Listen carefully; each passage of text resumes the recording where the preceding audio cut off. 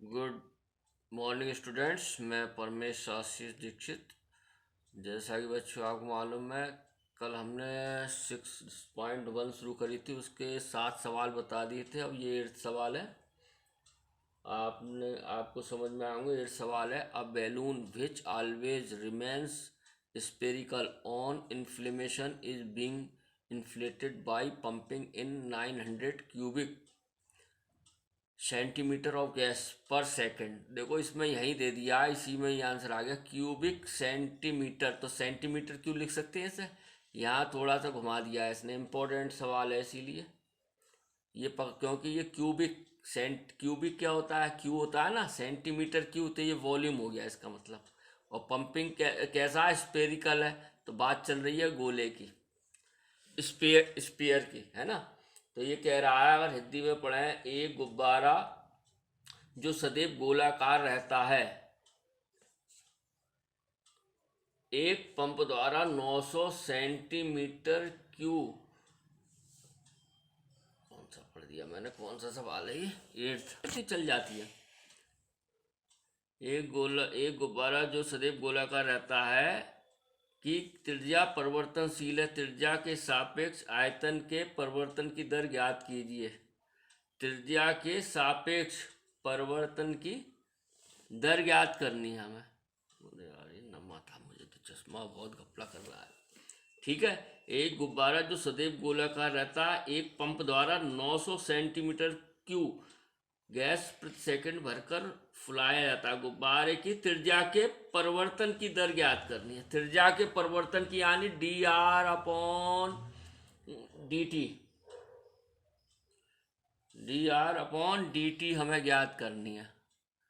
त्रिज्या के परिवर्तन की दर जो हमने पकड़नी थी, पहली बात, सबसे पहले हमें वॉल्यूम में जो दिया है, एक तो हमें दिया है cubic centimetre of gas per second. इसका मतलब हमें जो गिवन है, dV/dt दिया है, कितना, 900। क्लियर है एक बात तो। ठीक। अब dV/dt 900 दिया है, और वॉल्यूम स्पेरिकल है, यानी d/dt, v का मान रख दो, कितना, 4/3 πr³ बराबर 900। आपको समझ में आ रहा होगा। ठीक है। अब ध्यान से देखना, r³ इसके dt के सापेक्ष करेंगे तो ये हो जाएगा 4/3 पाई, और इसका हो जाएगा 3r² होना था t के सापेक्ष, हमने कर दिया r के सापेक्ष, तो कितना आएगा यहाँ, dr/dt = 900। देखो, बिल्कुल समझना। देखो, डिफरेंशियल तो उधर था t के सापेक्ष, हमने r के सापेक्ष कर दिया तो dr/dt लगा जाएगा। अब हमारा dr/dt आ गया, यही पूछा है, तो बाकी चीज़ें, ये कट गया, 3 से 3 कट गया, देखो है। अब हमारे पास बचा 4πr² dr/dt बराबर 900। तो dr/dt कितना आ गया हमारे पास, 900/4πr²। गौर से देखो। अब हमें क्या पूछा है इसने, when the radius is 15 centimetre, तो r बराबर ये रख दो, इसलिए dr/dt, और r बराबर कितना आ गया, 10 रख दो इसमें, तुम्हारी वैल्यू आ जाएगी 900/4 पाई इंटू 10 का स्क्वायर 100 कर देता हूँ मैं। अरे आर की जगह तो 2 zero zero, 2 zero zero cut गए, तो हमारे पास ये आ गया, हमारे पास 9/4 पाई, और इसका वो यूनिट क्या लगेगी, त्रिज्या सेंटीमीटर प्रति सेकंड। ये चीज़ ध्यान रखना, 9/4 पाई सेंटीमीटर प्रति सेकंड। ठीक है, यही हमारा क्या आ गया, आंसर। ठीक है, चेक करना एक, तो चेक करना। अरे आंसर क्या, r बराबर 15 रखना था बच्चों, हमने रख दिया 10। कोई बात नहीं, रख लेते हैं 15। 15 है ना, 15, तो अब 100 मत करो, 225 मत करो, 15 × 15 कर लो, इसे लिख सकते हैं 15 × 15।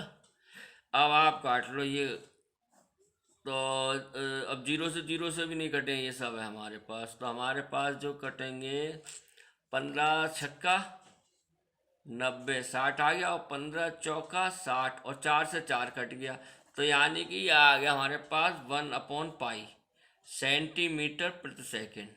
ठीक है, आशा है आपको समझ में आया होगा बेटा। देखो सवाल में ही पकड़ो, देखो dr/dt निकलवाया, वो हमारा निकल गया। इसलिए 1/π सेंटीमीटर प्रति सेकंड ये हमारा आंसर हो गया। ठीक है, त्रिज्या में परिवर्तन की दर हो गई है, इसलिए dr/dt बराबर इतना हो गया। ठीक है, हाँ बच्चों, अब ये देखो 9th क्वेश्चन है। A balloon always which always remains spherical has a variable radius, ठीक है, कांस्टेंट रेडियस है जिसकी, find the rate of which its volume is increasing with the radius। इसका मतलब हमें क्या निकालना है, dv/dr, वॉल्यूम निकालना है, is increasing with the radius. देखो अगर उसके dv/dt नहीं आएगा, हमें जो ज्ञात करना है मैं वो बता रहा हूँ। dv/dt देखो ये दिया है ना यहाँ से, find the rate of which its volume is increasing with the radius when the latter is, radius इतनी है। अगर इसकी हिंदी में पढ़े हैं तो ये है एक गुब्बारा जो सदैव गोलाकार रहता है कि त्रिज्या परिवर्तनशील है, जिसकी त्रिज्या परिवर्तनशील है। त्रिज्या के सापेक्ष आयतन के परिवर्तन की दर ज्ञात कीजिए। त्रिज्या के सापेक्ष तो यही हो गया dv/dr।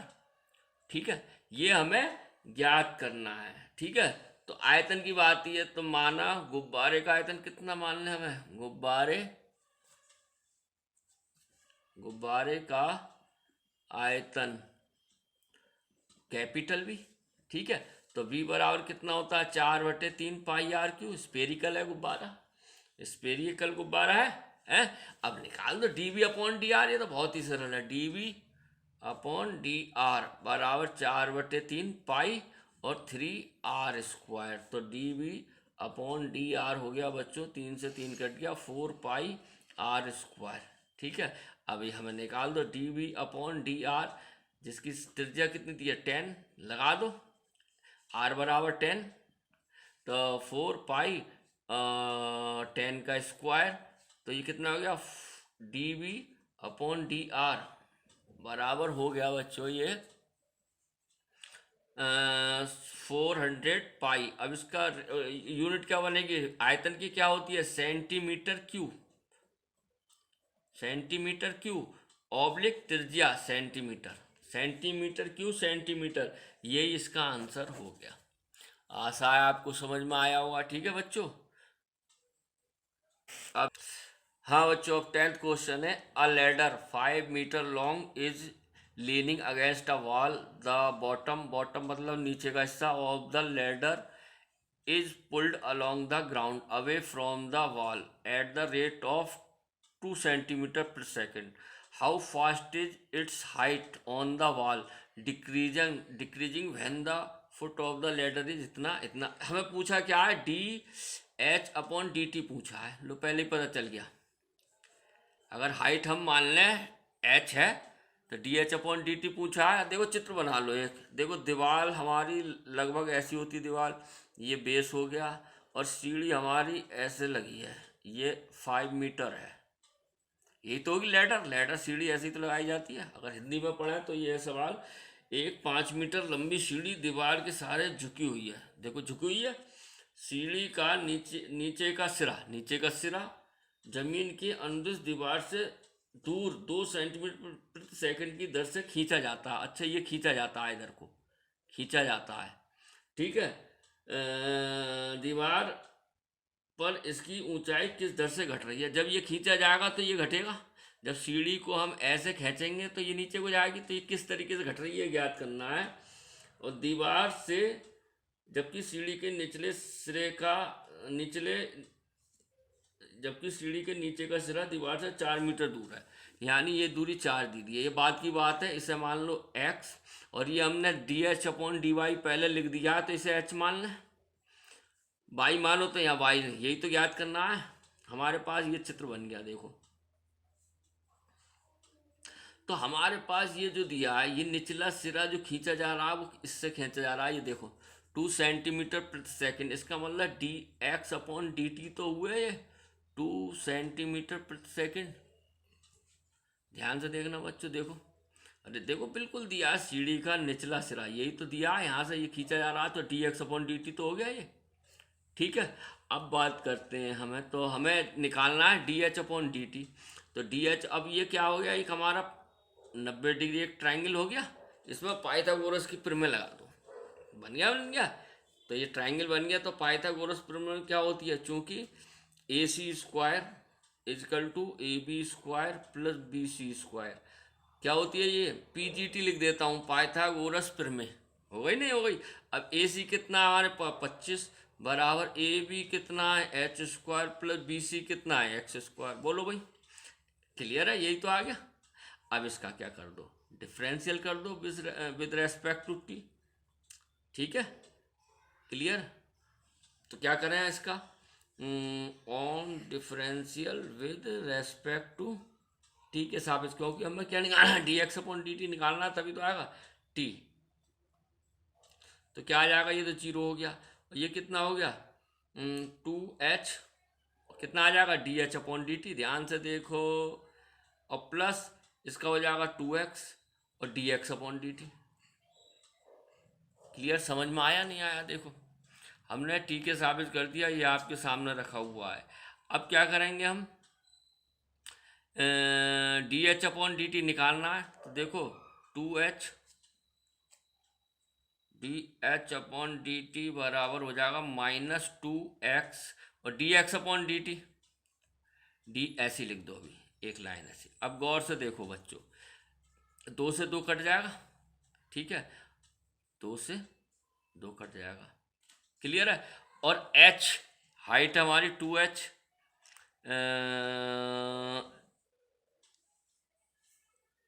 2h D Y upon D H, अब 2 से 2 कट गया तो ये हो जाएगा D H upon D T बराबर -x अपॉन h और d x upon D T, D x upon D T. अरे अब देखो, अब मान रख दो, यहाँ पे आपको दिया है x का मान कितना दिया है 4 गिवन है हमें यहाँ पे। अरे ये दूरी तो दिया है, तो ये x बराबर 4 है, और d x upon D t ये है हमारे पास, d x upon D t ये है। और देखो आप गौर से देखो, y का मान हम निकाल भी सकते हैं, y कितना हो जाएगा, जब ये 4 है, ये आपका 5 है, ये 4 है, तो अब कितना हो जाएगा, h 3 नहीं हो जाएगा। गौर से देखो बच्चों, अगर हम इसमें अगर वैल्यू रख दें, देखो थोड़ा बच्चों वाली बात है, ये 5 दिया हुआ था, ये 4 तुम्हारा पहले से ही दिया हुआ था, तो ये 3 नहीं हो जाएगा। ठीक है, तो h की जगह 3 रख दो, सब जगह मान रख दो, तो क्या आ जाएगा D H upon D T बराबर -x का तो मान 4 आया है, 4 दिया है, h का 3 आया है, और d x upon D T 2 आया है। देखो तो कितना आ जाएगा, ए मैं यहीं कर देता हूँ, इसका मतलब D H upon D T बराबर आ जाएगा -8/3, और मात्रा क्या आएगा इसका, मैं यहाँ लिख देता हूँ, h हाइट है तो सेंटीमीटर प्रति सेकंड, सेंटीमीटर प्रति सेकंड। इसका मतलब क्या है, जो सीढ़ी जो खींची जा रही है डिक्रीजिंग, पीछे की ओर खींची जा रही है ना, डिक्रीजिंग है, तो इधर को डिक्रीजिंग तो आएगा, ये जब नीचे को आ रही है डिक्रीजिंग पूछी है, तो लिख दो सीढ़ी 8/3 सेंटीमीटर प्रति सेकंड के हिसाब से खींची जा रही है। ठीक है, यही आपका आंसर है। अगर हिंदी में लिखना चाहो तो क्या लिखोगे, सीढ़ी की ऊंचाई, मैं यही लिख देता हूँ, सीढ़ी,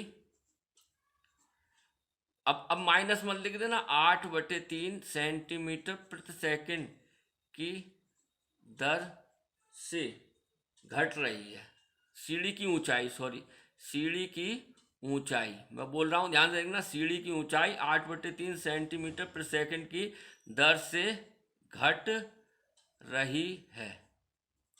ठीक है, क्योंकि माइनस आया है ना, डिक्रीजिंग है, और पूछा भी यही था। देखो यहाँ दिया है height on the wall decreasing, तो कितने 8/3 सेंटीमीटर प्रति सेकंड की दर से घट रही है। देखें आंसर इसका क्या है, यही है। आशा आपको समझ में आया होगा, स्क्रीनशॉट कर लें, बहुत आराम से करें। ठीक है, फिर बता देता हूँ एक बार, ये जो h है हमारा 3 आ जाएगा। देखो हम इसे अपने माइंड में इमेज कर लो, ये 5 है, x 4 दिया हुआ है तो 3 नहीं हो जाएगा, इसका ही मान हमने ये रख दिया, और ये इम्पोर्टेंट सवाल है आपका। ठीक है, इसमें से आ जाता है भैया, 4 नंबर का भी आ जाता है, तो ध्यान से कीजिएगा। हाँ देखिए बच्चों, ये 11वां सवाल है, मैंने उतारा है। A particle moves along the curve 6y equal to x cube plus two, find the points on the curve at which the y coordinate in changing 8 times as fast as the x coordinate. देखो बड़े ध्यान से समझो, ये सवाल दिया है, हमें पॉइंट याद करने हैं। ठीक है, पॉइंट याद करने हैं हमें, ये कर्व दिया है। ठीक है, और find the points on the curve at which the Y coordinates in changing. देखो ध्यान से देखना, अकॉर्डिंग टू क्वेश्चन बच्चों यही खेल है। Y coordinate in changing, changing कर रहा, Y coordinate D Y upon D T हो गया, चेंजिंग हो गया। Y coordinate is changing by 8 times fast, यानी एक्स कोऑर्डिनेट चेंजिंग हो गया कितना, 8 time fast the X coordinate. ध्यान से देखो, y coordinates is changing 8 times as fast as the x coordinate। ध्यान से देखिए, ये हमारी इक्वेशन बन गई, एक मान ले सर। ठीक है, और हमारी गिवन इक्वेशन है, गिवन इक्वेशन ये दी है कर्व की, क्या दिया, चूंकि कर्व हमारा दिया है बेटा 6y बराबर एक्स क्यू प्लस टू, इसका कर दो derivative on differential with respect to T करना, टी तो कितना हो जाएगा इसका, 6 dy/dt बराबर 3x² dx/dt। ये हमारा 0 हो गया, 2 का। देखना ध्यान के, ठीक है, क्लियर है बच्चों। अब हम क्या करेंगे, ये समीकरण 2 बन गई। अब या तो dy/dt का मान इसमें रख दो। ठीक है, dy/dt का मान इसमें रख दो। क्लियर है, यहाँ तक समझ में आया आपके। 6 dy/dt बराबर, देखो 2 की टेबल से कट भी रहा है, छोटा कर लो, 2 dy/dt बराबर x² dx/dt। ठीक है भाई, अब हम क्या करेंगे, समीकरण 2 से इसमें मान रख दो, कितना है 8। अब ध्यान से रखना, तो 8 ये है, 2 ये है, dy/dt का मान रख रहा हूँ, यही तो है, गौर से देखना। या 2 में से 1 घटा दो, जैसे आप करो, मॉडिफाई करना है हमें तो 2 तो ये है ही, और dy/dt कितना, 8 dx/dt is equal to x² dx/dt। ठीक है, अब गौर से देखो, dx/dx भी कट जाएगा, तो ये हो गया 16, तो ये हमारे पास हो गया 16 बराबर x²। देखना यहाँ पे, देखना लॉजिक, समीकरण 1 से हमने यूज करके मान रख दिया इसमें से। देखो 8x/16x², तो x बराबर कितना आ जाएगा, +-4। गौर से देखो, ठीक है, x बराबर +-4। अब हमारे कोऑर्डिनेट क्या है, x के मान आ गए, इसमें रख दो है। इफ x बराबर 4 है, देन पुटिंग द वैल्यू किसमें, गिवन कर्व क्या था, 6y, यही तो है, 6y बराबर x³ + 2, यही है। तो रखो x बराबर 4 रखेंगे, तो 6y बराबर आ जाएगा 4 का क्यूब, 4 के 64, 64 और 2 66। ध्यान से देखो, तो y बराबर आ जाएगा 11। क्लियर है, तो एक पॉइंट हमारे क्या आ गए, पॉइंट आ गए एक हमारे, x का मान हमने रखा 4, तो आ गया 11। सेकंड केस क्या बनेगा, इफ x बराबर -4 देन तो क्या आ जाएगा, 6y बराबर -4 का क्यूब हो जाएगा -64 + 2, तो 6y बराबर -62, तो y बराबर आ जाएगा -62/6। तो मैं यही कर देता हूँ ध्यान से, तो y बराबर आ जाएगा बच्चों -31/3, 2 से काट दिया है, इसलिए पॉइंट हमारे क्या आ गए इसमें, एक रखा, -4 रखा, तो -31/3 आ गए। ठीक है, तो यही आंसर आ गया। इसलिए हमारे पॉइंट्स जो आए, मैं एक बार और लिख देता हूँ, जो पॉइंट्स आए 2 आए, एक तो आया 4,11 एंड एक आया -4, -31/3। चेक करो आंसर। ठीक है, आशा है आपको समझ में आ रहा होगा। अब क्वेश्चन करते हैं 4 की बात, वो क्वेश्चन नंबर 12 कौन हो गया। क्वेश्चन 12 देखिए बच्चों, the radius of an air bubble is increasing at the rate of half centimetre per second. देखो सबसे पहले क्या बढ़ रहा है, find the radius of an air bubble is increasing at the rate of, इसका मतलब रेडियस बढ़ रही है, D are upon D T जो बढ़ रहा है वो हमारा हाफ सेंटीमीटर पर सेकेंड है। देखो ध्यान से देखो, अकॉर्डिंग टू क्वेश्चन पढ़ के ही हिंदी में पढ़े इस सवाल को।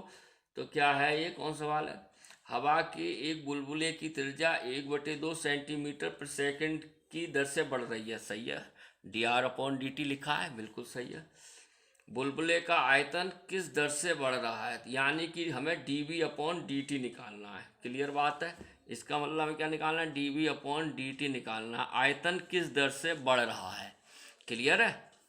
आपको समझ में आ गया हमें क्या करना है, सवाल पूरा क्लियर है? अब the volume of the bubble, bubble भी क्या होता है, स्पेरिकल गुब्बारे की तरह होता है, तो लेट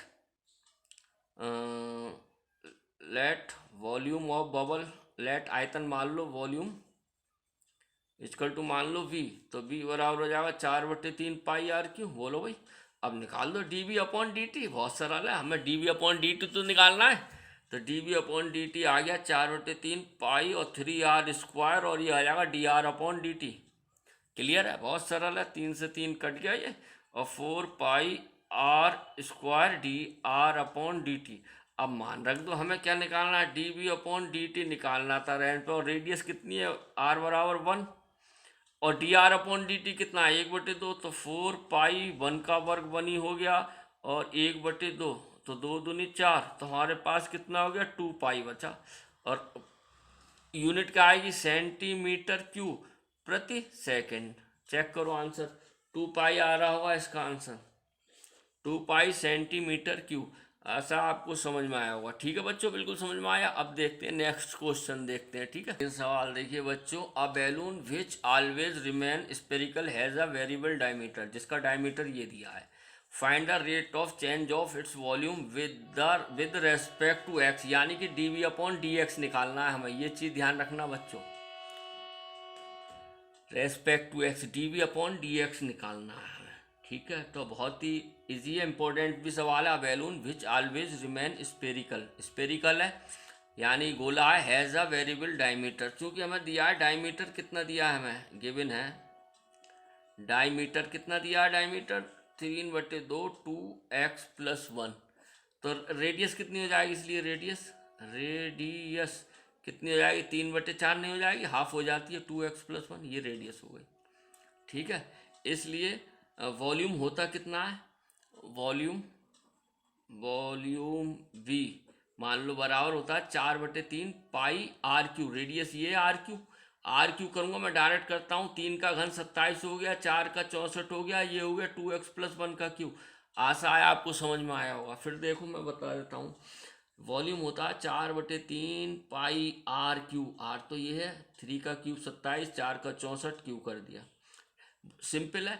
अब हमें क्या करना था, d we upon D x निकालना था, दादा निकाल लो, d we upon D x, simple, x के सापेक्ष कर दो, तो कितना आ जाएगा, ये तो सब हुआ, ये हो गया हमारे पास कितना, काटेंगे बाद में, काटना चाहो तो काट लो, 4 16 बार कट गया ये, और 3 से कट गया 9, तो ये हो गया 9/16 पाई, तो ये आ गई, गौर से देखना, और इसका वो करो तो 2x + 1 का स्क्वायर, और बोलो, और चेंज रूल बनेगा, चेंज में 2 आ जाएगा इसका, 2x का 2, ये 0 हो जाएगा। अब इतनी पढ़ के आए हो आप, इंटर के छात्र हैं, डेरिवेटिव फर्स्ट ईयर में पढ़ा, फिर से बता देता हूँ, देखो ये तो काट लिख दिया, इसका आ गया 3, 2x + 1 का स्क्वायर, 3 - 1, फिर इसका फिर हो जाएगा 2x का 2 हो गया, 1 का 0 हो गया। अब हमारे पास क्या आ गया, फिर D we upon D X बराबर आ गया बच्चों, अब तो कटेगा नहीं, 2 ये 2 से ही कट जाएगा, 8, तो 27, तो ये आ गया, 9 3 = 27, और ये आ गया 8 आ जाएगा, 2 से कट जाएगा ना 16, 8 बार, और 2x + 1 का स्क्वायर। देखना आंसर चेक करो बच्चों, इसका क्या आ रहा है, यही आपका आंसर होना चाहिए 27 पाई/8। हाँ पाई हम छोड़ गए, ये पाई था ना, यहाँ छोड़ गए। 27 पाई/8 2x+1 का होल स्क्वायर, यही आपका आंसर हो गया। देखो सवाल समझने की है, बहुत ही इंपॉर्टेंट है ये, है dv/dx रेस्पेक्ट टू एक्स में पूछा है आपको, आशा आपको समझ में आया होगा। अब देखते हो 14 सवाल। देखो बच्चों ये 14 सवाल लास्ट बता रहा हूँ, देखो इम्पोर्टेंट है। Sand is powering from a pipe eight the rate of 12 centimetre cube पर सेकेंड। द फॉलिंग सैंड, मिट्टी बोलते हैं, फॉर्म अ कौन, कोई पाइप में से कोई मिट्टी गिरी, जैसे ये अगर चित्र बना है, पाइप में से मिट्टी निकल रही है वो यहाँ से, और शेप ऑफ कौन बन गई। ये मिट्टी बन नहीं जाती है, बना देते हैं रेते को, कौन की शेप बना दी, शेप ऑफ कौन बन गई। On the ground in such a way that the height of the cone is always 1/6 of the radius of the base। तो मान लो रेडियस r है, माना त्रिज्या r व ऊंचाई h है, ऊंचाई h है, समझना ध्यान से, ऊंचाई h है। इसलिए गिव अकॉर्डिंग टू क्वेश्चन क्या कह रहा है, हाइट ऑफ ऑलवेज 1/6 रेडियस। तो अब कैंची गुणा कर दे, r बराबर 6h नहीं हो जाएगा, ध्यान से देखना, मैं छूट r बराबर 6h हो गया, नहीं हो गया, ठीक है। हिंदी में पढ़े, हिंदी में भी पढ़ देता हूँ आपके लिए सवाल। एक पाइप से रेत 12 सेंटीमीटर क्यूब प्रति सेकंड की दर से गिर रहा है। गिरती रेत जमीन पर एक ऐसा शंकु बनाती है जिसकी ऊंचाई सदैव आधार की त्रिज्या का 6वां भाग है। रेत से बने शंकु की ऊंचाई किस दर से बढ़ रही है, यानी कि ऊंचाई हमें निकालना है dh/dt, बस अपने दिमाग में रखिए, हमें यहाँ पहुँचना है dh/dt पे, ठीक है। अब ये रेत बना, ये क्या बनाया, कौन, तो इसका मतलब क्या हो गया, b बराबर ये तो होगा 1/3 पाई r²h होता है, तो यानी b बराबर 1/3 पाई r का मान ये रख दो 6h, तो ये हो जाएगा 36h², और h ये है, ध्यान से देखो 36 से r की जगह रख दिया ना 6h, और 36h², इसका मतलब काट के ये आ गया b बराबर 3 से 12 पाई h3, ये आ गया हमारे पास 12 पाई h3। अब इसका डिफ्रेंशिएट कर दो विद रेस्पेक्ट टू t, क्योंकि हमें गौर से देखो, हमें ये भी दिया हुआ है, यानी गिवन है dv/dt 12 है, नहीं देखो सेंटीमीटर क्यूब पर सेकंड, ये आयतन ही तो हुआ सेंटीमीटर क्यूब, इसका डिफरेंशिएट कर दो t के सापेक्ष है, तो dv/dt बराबर कितना आ जाएगा, 12×3 = 36 पाई h², लेकिन ये कितना हो जाएगा dh/dt, हमें t के सापेक्ष करना था, कर दिया h के सापेक्ष है। अब dv/dt कितना आया 12, देखो 12 बराबर 36 पाई h² dh/dt। अब तो आपका सवाल निकल गया, यानी कि dh/dt बराबर कितना आ गया बेटा, 12/36 पाई h²। गौर से देखो, इसलिए dh/dt कितने पर दिखाना है, h बराबर 4 पर रख दो मान भाई, 12/36 पाई गुणा 4 का वर्ग 16, तो 12×3 = 36, तो यानी कितना आ जाएगा 1/16 48 पाई, और यूनिट आएगी आपकी हाइट की, कितनी आ जाएगी, सेमी प्रति सेकंड, ये ध्यान रखना, सेमी प्रति सेकंड। ये आपका सवाल हल हो गया, ठीक है। अब हल्के हल्के सवाल बचे हैं, आपको कल बताएंगे, ठीक है। आपको समझ में आया, बस सब्सक्राइब जरूर कर देना चैनल बच्चों, ठीक है। कल मिलते हैं, इसलिए हैव अ नाइस डे।